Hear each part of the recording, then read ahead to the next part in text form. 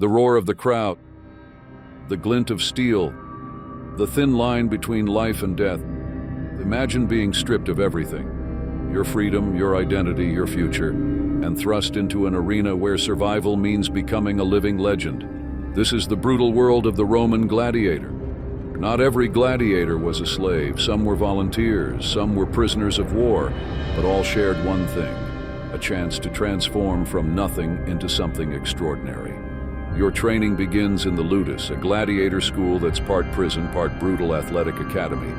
These compounds were scattered across the Roman Empire, from Rome itself to distant provinces like Ephesus and Carnuntum. Here, you're not just learning to fight, you're learning to become a performance artist of death. Picture yourself: muscles screaming, wooden training weapons cutting through the air, instructors, former gladiators themselves, pushing you beyond human limits. Some trainees won't survive the training. Those who do are forged into living weapons. The daily routine is merciless. Before sunrise, you're awake. Breakfast is simple: a protein-rich meal designed to build muscle and endurance. Barley porridge, beans, dried meat. No luxuries here, every calorie counts. Each fighter is carefully categorized. The heavily armored secutor, moving like a tank with minimal visibility. The nimble retiarius with his net and trident dancing around opponents. The quick thraex with lighter armor, darting in and out of range. The myrmidon, a classic heavyweight fighter. Your fighting style isn't just about skill, it's about entertainment. Roman crowds didn't just want bloodshed. They wanted drama. They wanted stories. Each fighting style represented a different strategy, a different personality. A retiarius wasn't just fighting. He was performing a deadly ballet of skill and cunning. Medical care was surprisingly advanced. Gladiator doctors, called medici, were experts in treating wounds, setting broken bones, and developing rehabilitation techniques centuries ahead of their time. They understood muscle recovery, wound treatment, and even basic surgical procedures. But here's the shocking truth: most gladiators didn't die in the arena. Contrary to Hollywood myths, owners invested massive resources in training. A skilled gladiator was worth more alive than dead. Your value was your ability to survive, to put on a spectacular show. The economics of gladiatorial combat were complex. Lanistas, the owners of gladiatorial schools, invested enormous sums in training. A single fighter could cost as much as a small farm. They weren't interested in quick, meaningless deaths. They wanted performers who could win repeatedly. The arena wasn't just a battlefield, it was theater. Each fight choreographed like a deadly dance. The crowd didn't just want blood, they wanted stories. They wanted heroes and villains. Successful gladiators became celebrities. Imagine being the David Beckham of your time, but with actual life or death stakes. Your image would be on everything: pottery, mosaics, graffiti. You were a rock star of the ancient world. Fans would collect your memorabilia: clay figurines, carved gemstones, paintings. Your fights were discussed in taverns, markets, and noble houses. Some gladiators even had fan clubs and devoted followers who would bet on their matches. But fame came with a price.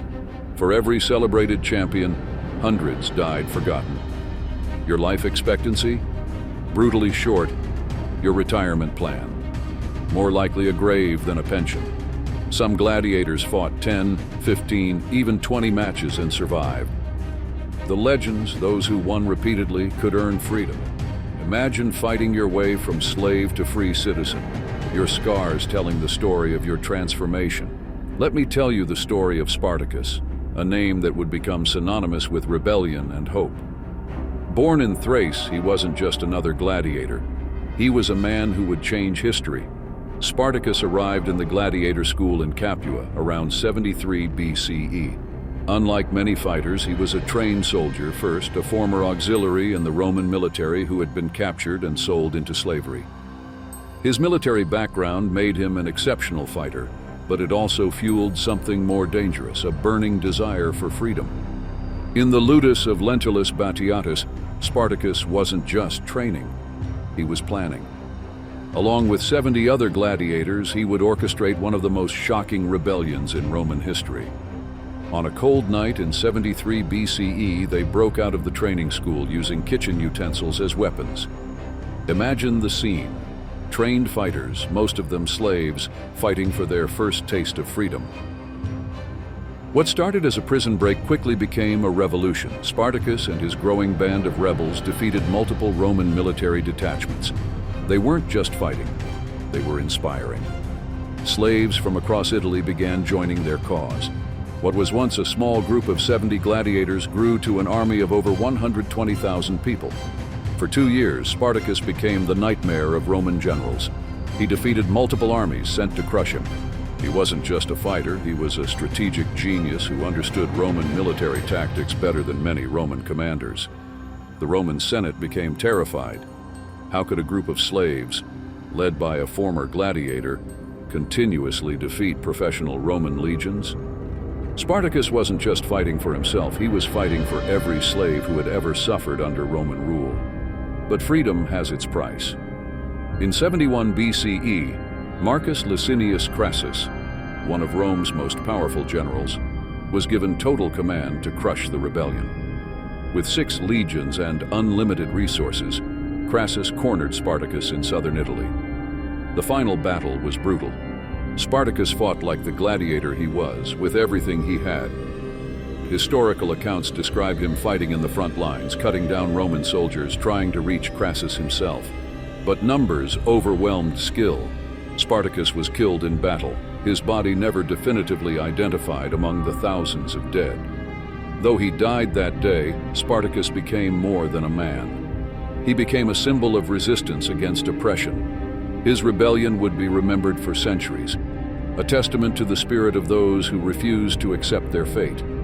The moment you stepped into the arena, you became more than human. You became myth. Religious rituals preceded every match. Prayers to gods, sacrifices, a moment of connection between life and potential death. You weren't just a fighter. You were part of something larger. Women fought too. Yes, female gladiators existed, breaking every expectation of their time. They weren't just curiosities, they were warriors who carved their names into history with blood and skill. Historical records show they trained just as hard, fought just as fiercely as their male counterparts. Your matches weren't random. They were carefully orchestrated spectacles serving political purposes. Emperors used gladiatorial games to demonstrate power, distract the masses, and showcase Rome's might. Political careers could be made or destroyed in the arena. A successful gladiatorial event could win public favor. A poorly managed game could spark riots. The arena was more than entertainment. It was a political stage. A typical day in the arena wasn't just about 2 fighters, it was a full-day event. Wild animal hunts, executions, multiple fights. You might face not just human opponents, but lions, bears, even elephants. These were complex productions that could last from sunrise to sunset. Gladiators came from everywhere. Captured soldiers, convicted criminals, volunteers seeking fame, desperate men with no other options. Each had a story. Each hoped that today might be the day they became immortal. Your odds of survival? Slim, but not impossible. Some gladiators fought in hundreds of matches. Training, strategy, skill. These were your weapons beyond the sword and shield. The moment you stepped into the arena, you became more than human. You became myth. Religious rituals preceded every match. Prayers to gods, sacrifices. A moment of connection between life and potential death. You weren't just a fighter. You were part of something larger than yourself. What happened next would change everything.